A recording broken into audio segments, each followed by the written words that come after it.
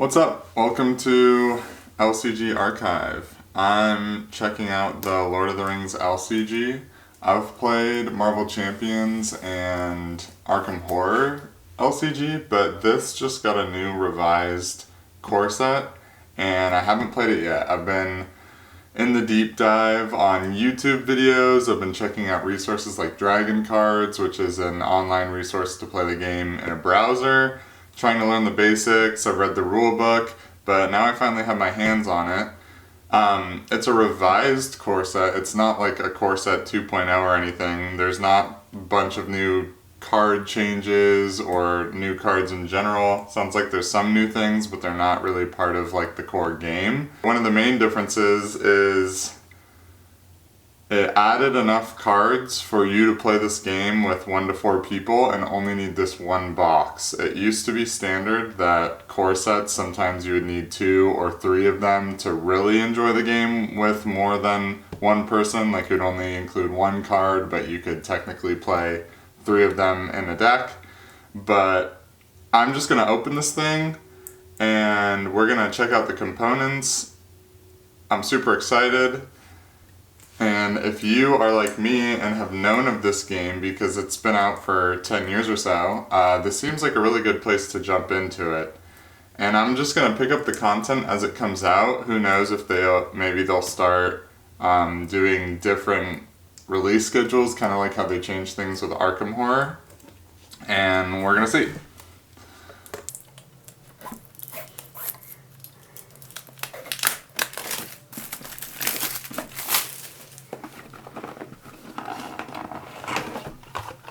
Alright, obviously I like all of Fantasy Flight's living card games and expandable games, but there really is a high amount of quality. So these two, the books, the Learn to Play and the Rules Reference. Learn to Play, this is going to be where you want to start for actually playing the game, and while it seems like a pretty big rule book, it is I would say a light read. You have pages like this, which I mean are just really big example pages. You have resources in the back. It's not, I mean, it says 36 pages, but you're not going to be reading 36 full pages of rules. It goes by pretty quickly. From what I know about the game and what comes in the core set, you're going to get 3 scenarios. So for this 60 or 70 bucks that you spend, you're going to have 3 scenarios and a bunch of different decks you can play. And it supports up to 4 players, so it's a lot of content. If you want to treat it like a board game, you can just buy this core set and play it as much as you want and not really get into all of the expansions. I know my approach is I'm just going to go back here to these deck lists. So there's a Leadership and Spirit deck or a Lore and Tactics deck. And I'm just going to take probably each of them through the main scenario, the first like introductory scenario, and get a feel for the game and kind of how it works, and then start to do my own deck building or maybe buy an expansion. On the back it has a quick reference for the round overview, so if you're like me and you've been watching YouTube videos and reading the rule book and things like that, this is probably the only thing I'm going to need while actually playing the game, just to remember kind of how the turn structure works and all those really big points when you're playing.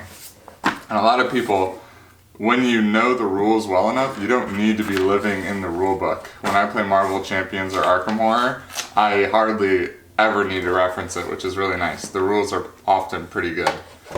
These components are awesome. They use dials, so you make these dials out of this sheet to track your, I think it's called threat, and different progress on quests and things like that. They're all great.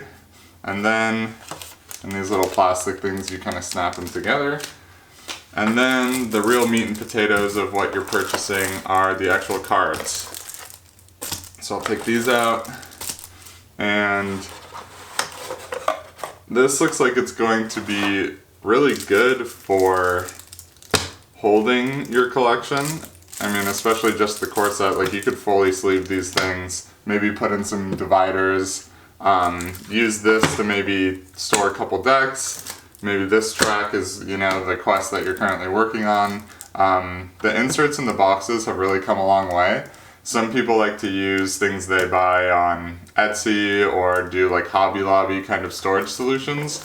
But again, this revised core set I feel like was really made to be an entire experience in the box. So you shouldn't need a lot of add-ons or anything.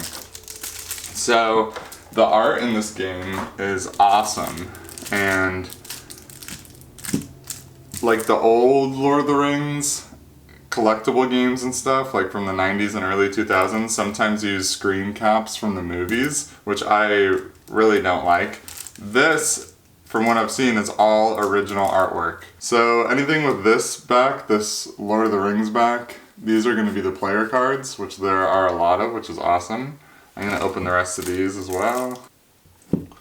Alright, so these card backs are going to be what make up your encounter deck and sort of the enemy deck that you play against as the heroes. You're going to be completing quests, fighting monsters, exploring different areas. It's essentially an adventure in a box. And if you like playing different card games, and you like the interactions and the light math that you have to do, the puzzle solving aspect, I think you're really going to like Lord of the Rings LCG. I can't totally compare it to the other LCGs yet because I don't have nearly enough experience, but from what I understand, if you want sort of just a singular boss challenge where it's just a total brawl, Marvel Champions is really going to be your cup of tea there, where it's just a nice, neat encounter. Arkham Horror really takes the cake on the storytelling side of things, where it plays sort of like a light RPG decision-making campaign. And Lord of the Rings LCG, from what I've seen from gameplay and looked through some things myself, is if you want more of like a quest or sort of a canned adventure type experience where you're going to get the whole experience from that quest in one sitting, but it is going to be sort of sprawling and have locations and different themes, this is really going to go well for you. The Arkham Horror LCG also has those elements, but oftentimes you need to commit to like a 6-part campaign or something to really enjoy that entire experience, which some people may like the idea of, but I mean, you have to be realistic on if you're actually going to sit down at the table 6 times with a group or by yourself. I plan on playing this game almost entirely solo. This one seems to be like the best one for solo. There are some criticisms of the other 2 LCGs about solo play and how it doesn't really sing at 1 player, but at 2 or 3 players you really get a nice experience.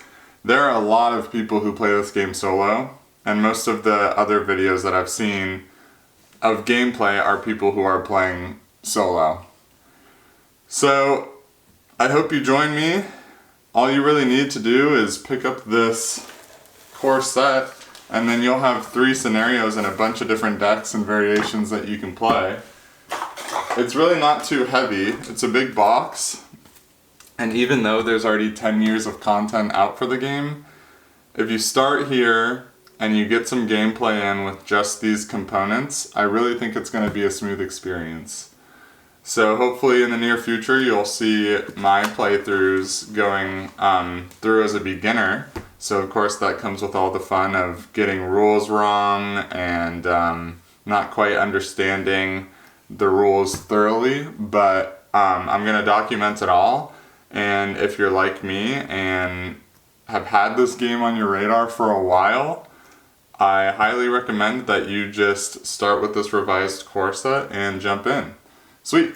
So I will see you guys later, and if you want to see more content, always like and subscribe. I'm hoping next on the schedule is some more of our Marvel LCG co-op, but otherwise it'll be some solo Lord of the Rings LCG. See you guys later.